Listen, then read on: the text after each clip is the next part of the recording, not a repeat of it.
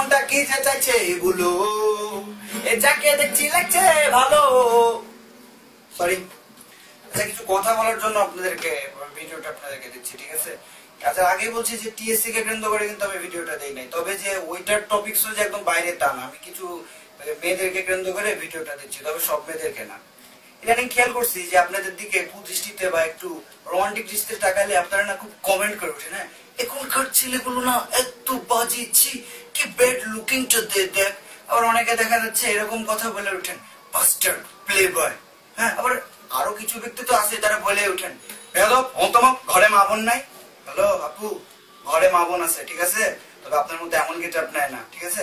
যে T shirt পরছেন বিগলার, ওরে বাপরে বাপ সব বাড়াই আছে, ব্লাউজ পরছেন জামা পরছেন পিঠ পেট সবই বাড়াই আছে, শাড়ি পরছেন নাভি বের করছেন, ইটস ওকে। হ্যাঁ এতটাই নিচে নামাচ্ছেন, পারেন না যেন কিছু না থাকলে তো আরোই নামাই দিতেন।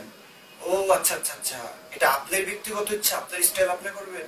তা আপনার স্টাইল আপনি যদি করতে পারেন তাহলে আমার টাকাতে সমস্যা কি? ও আপনি ডিসপ্লে করলে তখন প্রবলেম নাই নাকি, আর আমি সেই ডিসপ্লেটা দেখলে দোষ?